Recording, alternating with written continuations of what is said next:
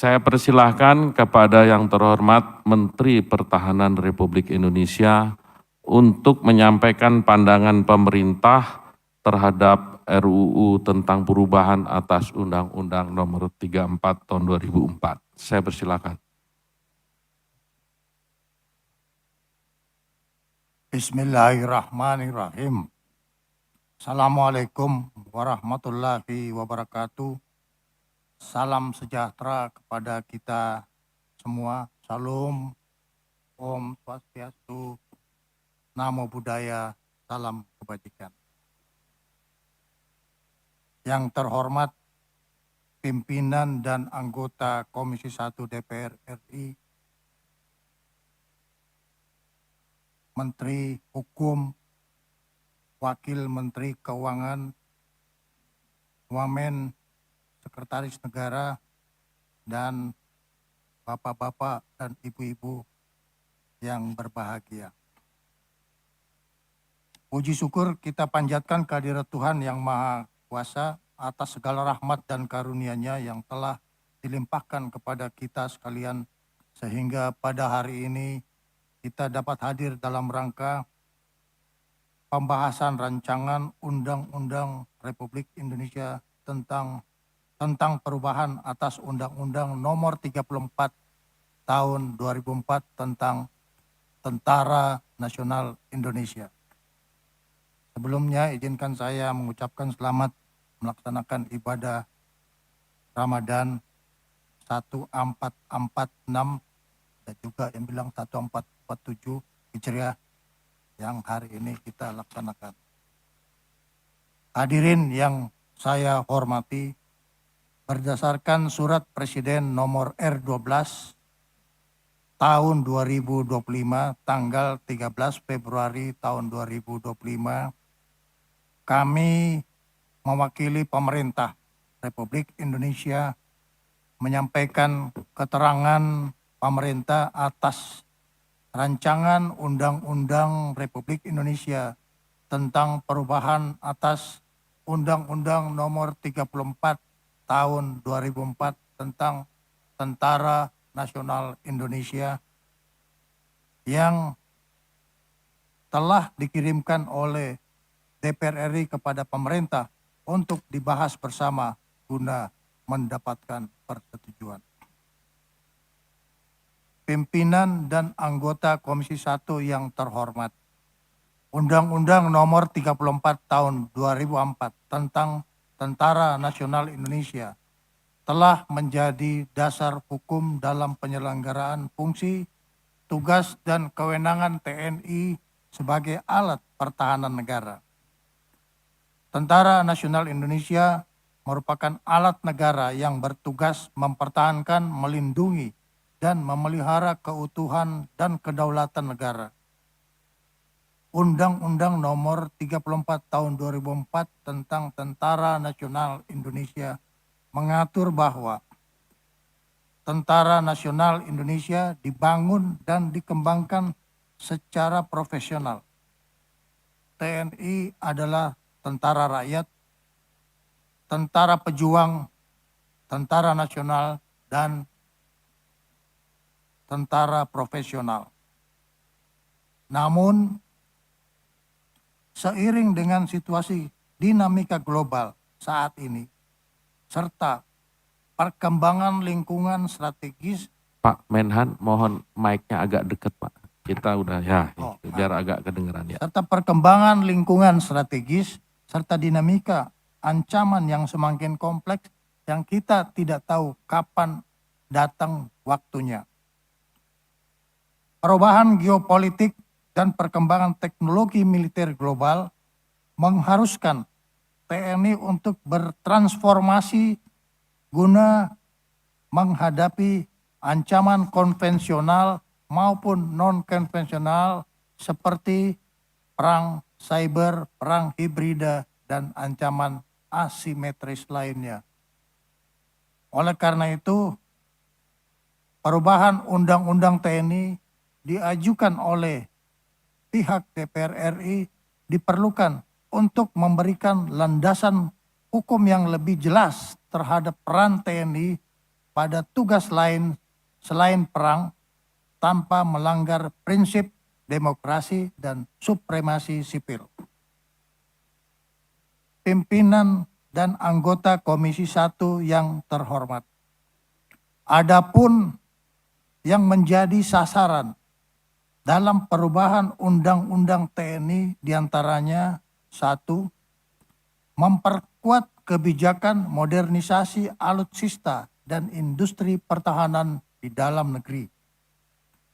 2. Memperjelas batasan dan mekanisme pelibatan TNI dalam tugas non-militer. 3. Meningkatkan kesejahteraan prajurit serta jaminan sosial bagi prajurit. 4. Menyesuaikan ketentuan terkait kepemimpinan, jenjang karier, dan usia pensiun sesuai dengan kebutuhan organisasi. Pemerintah mengapresiasi dan berterima kasih atas upaya DPR RI, khususnya Komisi 1 DPR RI, untuk melanjutkan pembahasan RUU ini pada tahun 2025. Seperti yang disampaikan dalam pengantar musyawarah yang dikemukakan oleh Wakil Ketua Komisi 1. Pimpinan dan anggota Komisi 1 yang terhormat. Demikian keterangan pemerintah atas rancangan Undang-Undang Republik Indonesia tentang perubahan atas Undang-Undang Nomor 34 Tahun 2004 tentang Tentara Nasional Indonesia kami sampaikan. Kami berharap kiranya rancangan undang-undang ini dapat dibahas secara aman dan lancar dan memperoleh persetujuan bersama dari DPR RI sesuai ketentuan yang berlaku. Atas perhatian dan kerjasama dari pimpinan dan seluruh anggota Komisi 1 DPR RI yang terhormat, kami atas nama pemerintah mengucapkan terima kasih. Semoga Tuhan Yang Maha Kuasa senantiasa melimpahkan rahmat dan karunia-Nya kepada kita semuanya. Amin. Wabillahi taufik wal hidayah. Wassalamualaikum warahmatullahi wabarakatuh. Om Santi, Santi Om, atas nama Presiden Republik Indonesia, Menteri Pertahanan. Terima kasih. Terima kasih kami ucapkan kepada Bapak Menteri Pertahanan atas penyampaian pandangan pemerintah terhadap RUU tentang perubahan atas Undang-Undang TNI.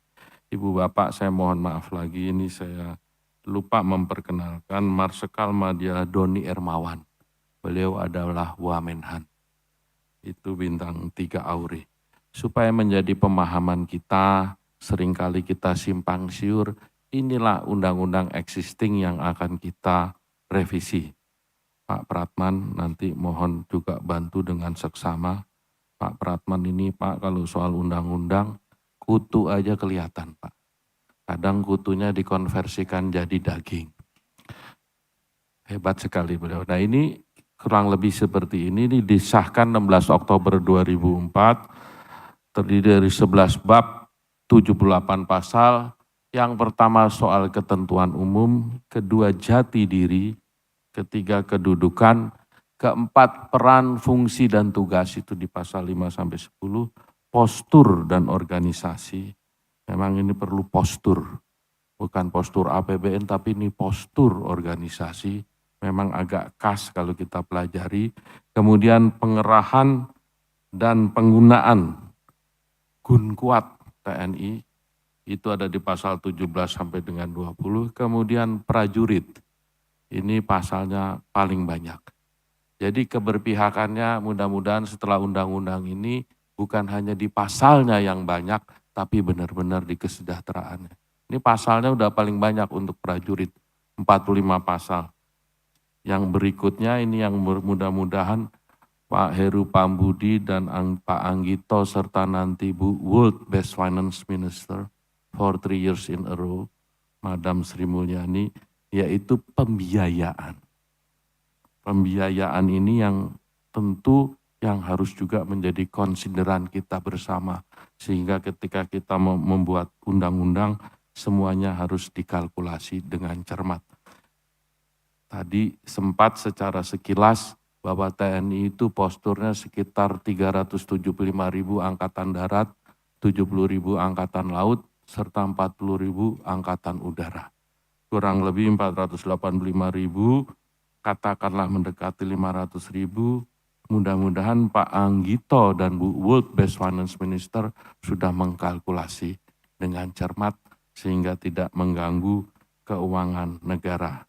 Kemudian mengenai hubungan kelembagaan, ini ada di satu pasal. Kemudian ada ketentuan peralihan, biasanya soal umur, ini peralihan, dan terakhir ketentuan penutup. Jadi jumlah pasalnya ada 78 dan klasternya seperti ini.